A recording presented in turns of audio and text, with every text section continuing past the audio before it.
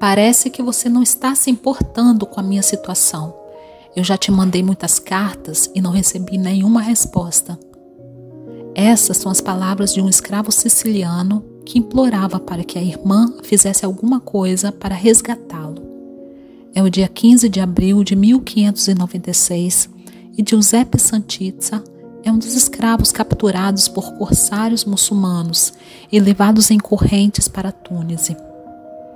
Vendidos nas praças dos mercados, frequentemente maltratados e malnutridos, os escravos sicilianos escreviam às famílias implorando de pagar o resgate.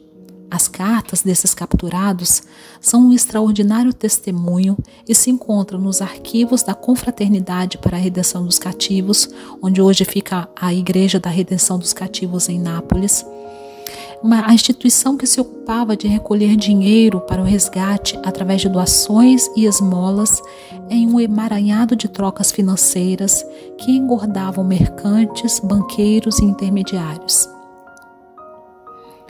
Agora é a hora de você demonstrar o seu amor. Não deixe de vender o que for necessário. A perda de objetos não tem importância e com o tempo se recupera. Trabalhando se compra tudo de novo. Escrevia à sua mulher no dia 6 de dezembro de 1597 o palermitano Cristoforo Lodi, também capturado por corsários tunisinos em um navio proveniente de Nápoles. Numerosas sociedades em épocas e países diversos conheceram a escravidão, como eu venho tratando em alguns vídeos. Vamos falar aqui da escravidão na Itália em relação com os países muçulmanos e vice-versa. No âmbito do Mediterrâneo, a partir de 1500, a presença de escravos deriva da constante hostilidade entre o mundo cristão e o mundo muçulmano, e a atividade dos corsários, que eram piratas, só que com autorização para roubar, funcionava a pleno vapor. Era um verdadeiro todos contra todos e um trabalho lucrativíssimo. Através dos problemas ligados à guerra, por mar, por terra e sobretudo através de ininterruptos ataques de corsários, muçulmanos e cristãos caem prisioneiros uns dos outros e são considerados e tratados como escravos. A presença de escravos muçulmanos na Itália, como em outros países da Europa, até os primeiros anos do século XIX, é um fenômeno histórico pouco explorado. Enquanto na Idade Média os escravos chegavam à Europa como mercadoria importada por mercantes que os compravam no Oriente ou na África Setentrional, na Idade Moderna a captura de escravos se tornou uma atividade muito lucrativa. A conquista por parte da Espanha de várias cidades do Maghreb, a região que compreende Marrocos, Tunísia, Argélia, Mauritânia e Líbia, angariou escravos em abundância e muitos foram levados para os territórios italianos dependentes do Reino Ibérico. Quando as guerras se concluíam com sucesso, a recompensa era feita sobretudo de escravos. 10.000 muçulmanos foram feitos escravos, por exemplo, quando os espanhóis, em 1510, conquistaram Trípoli.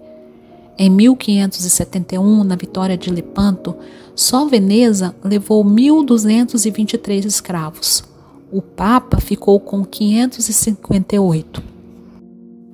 Diferentes dos piratas, os corsários eram autorizados pelos governos a exercer as suas atividades e na captura de mercadorias vinham juntos homens e mulheres capturados para trabalho escravo. Os homens capturados nas guerras de pirataria eram destinados principalmente aos remos nas galés. Mas alguns deles e todas as mulheres e crianças feitos propriedades de personalidades ricas se inseriam na vida doméstica ou urbana. A condição desses escravos, claramente melhores do que a vida dos remadores, variava de acordo com o nível de riqueza dos respectivos proprietários e da função na qual serviam. Não era raro que um proprietário tivesse relações com as escravas, ou que estabelecesse com algumas uma relação de concubinato. Não faltaram, por isso, nascimentos ilegítimos. Assim, por exemplo, o capitão corsário italiano de Livorno, Francesco Barbieri, deixou herdeiro de uma quantidade considerável de riquezas em 1603, um filho nascido de uma escrava.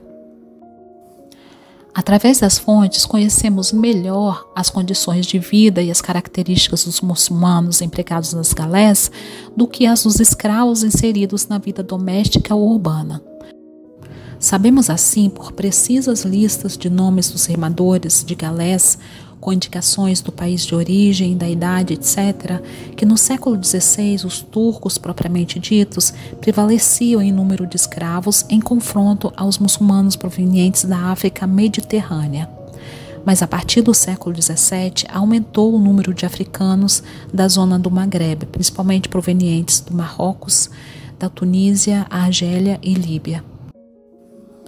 Antes de 1700, o número de escravos muçulmanos e cristãos no Mediterrâneo igualava ou era ainda maior do que o número de escravos subsaarianos no Atlântico. A título de comparação, entre 1530 e 1780, cerca de 1 milhão a 1.250.000 cristãos foram escravizados no Marrocos e no Maghreb otomano, enquanto um número semelhante de muçulmanos foi escravizado na Europa cristã. Entre 1450 e 1750, segundo os cálculos, de 300.000 a 400.000 marroquinos e escravos otomanos do norte da África passaram por Portugal e Espanha. Entre o início do século XVI e o final do século XVIII, cerca de 500.000 muçulmanos foram escravizados na Itália. Os escravos de Livorno, cerca de 3.000 em 1716, foram os primeiros na Itália a ter sua própria mesquita. Outros estados italianos foram forçados a conceder esse direito se quisessem que seu próprio povo escravizado no norte da África desfrutasse de liberdade de culto.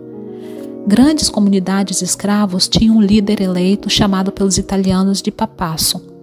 Esse ancião negociou outras liberdades, o direito de ter um cemitério, enviar cartas e se envolver em pequenos negócios para gerar renda, geralmente vendendo tabaco. Quando os escravos apareciam fora de suas prisões, muitas vezes tinham de usar chapéus ou cores distintas, ou mais comumente ainda estavam acorrentados. Alguns escravos se converteram ao cristianismo, mas esse ato não resultava necessariamente em liberdade. Alguns escravos idosos obtiveram sua liberdade após muitos anos de serviços e alguns optaram por permanecer na Itália.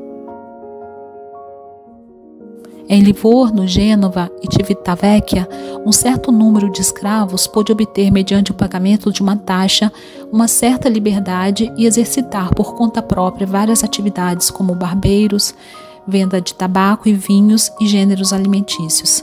Essas atividades faziam comumente concorrência, muitas vezes desleal, com os empreendedores cidadãos. Em 1728, o Papa mandou tirar da praça de Civitavecchia as barracas e bancos dos muçulmanos. Várias outras leis surgiram em diversas cidades para proibir o comércio por parte dos escravos e para proibir até que eles caminhassem sozinhos nos subúrbios. Algumas vezes aconteceu de um governante da zona italiana, para receber favor de um soberano muçulmano ou como retribuição por algum favor, enviasse como presente um certo número de muçulmanos livres da escravidão. Assim, o Grão-Duque Toscano enviou em 1622 12 argelinos a Yusuf Bey da Tunísia. Em 1806, a confraternidade palemitana de Santa Maria la Nova, que a partir do século XVI se ocupava do resgate de sicilianos das mãos dos infiéis, obteve a liberdade de 33 sicilianos em troca de 68 tunisinos. A troca de escravos cristãos foi a via pela qual um bom número de muçulmanos conseguiu conquistar a liberdade. Assim também os cristãos conseguiram a liberdade através da troca com muçulmanos.